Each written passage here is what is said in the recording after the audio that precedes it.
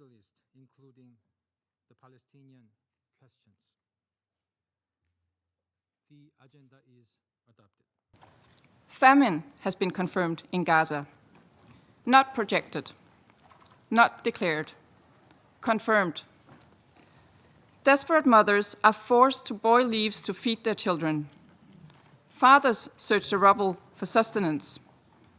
People are killed as they try to get food to survive. A generation risks being lost not only to war, but to hunger and despair. Meanwhile, Israel has expanded its military operation in Gaza City, further deepening the suffering of civilians as a result. It is this catastrophic situation, this humanitarian and human failure, that has compelled us to act today. Panama, Republic of Korea. First, an immediate, unconditional, and permanent ceasefire in Gaza, respected by all parties. Second, the immediate, dignified, and unconditional release of all hostages held by Hamas and other groups.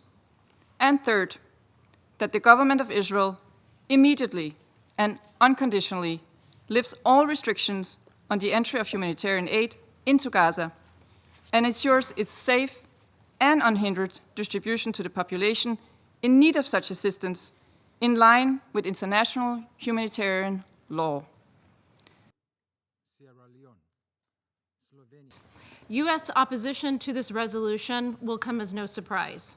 It fails to condemn Hamas or recognize Israel's right to defend itself, and it wrongly legitimizes the false narratives benefiting Hamas, which have sadly found currency in this council. Council members ignored when the United States made clear that this resolution was unacceptable. The Council instead adopted for performative action designed to draw a veto that extends Hamas terrorists and those who fund them and support them and gives them a lifeline.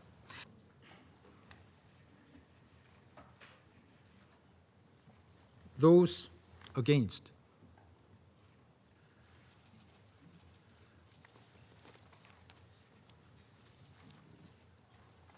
The draft resolution has not been adopted, owing to the negative vote of a permanent member of the Council. In the Gaza Strip.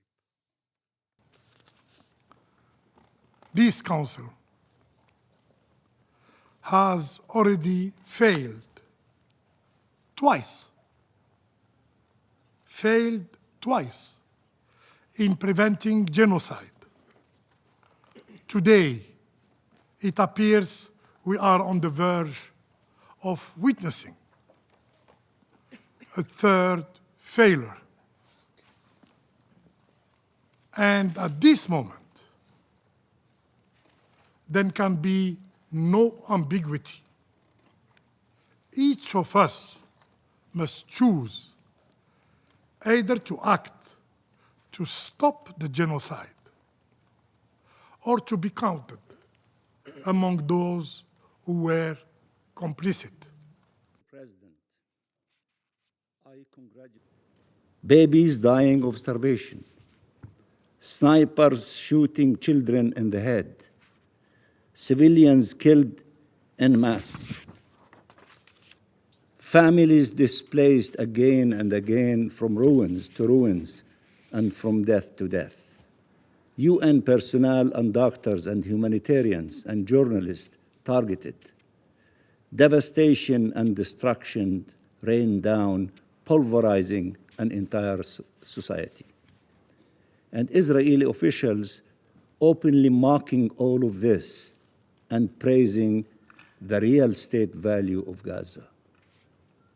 This draft resolution represents the bare minimum that humanity, legality, and morality dictate.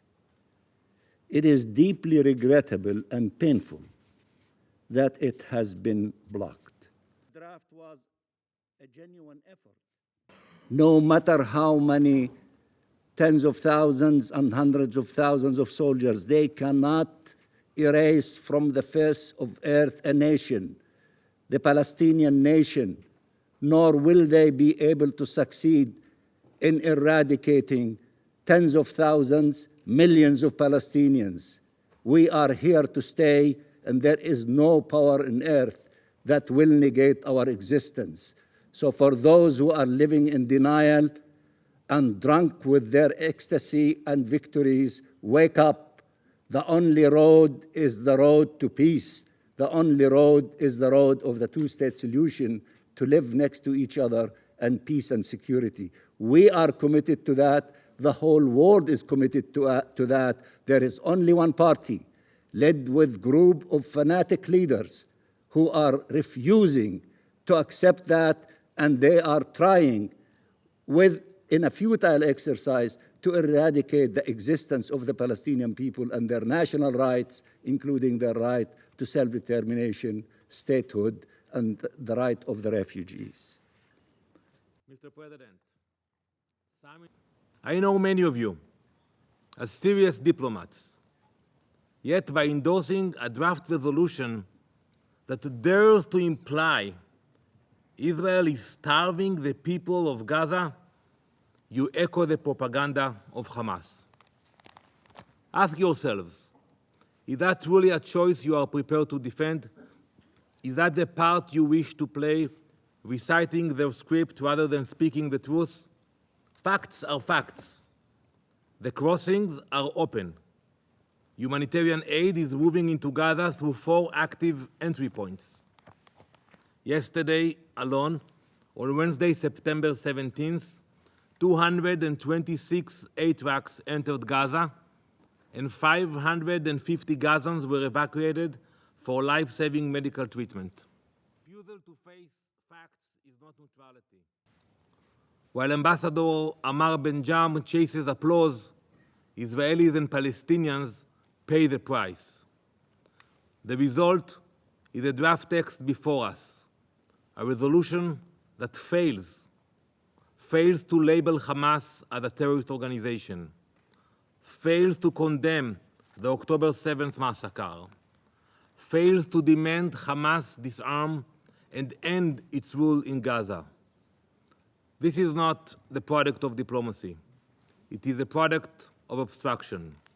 It is not the work of mediators. It is the work of a ringleader for radicals and terrorists. En travaillant avec nos collègues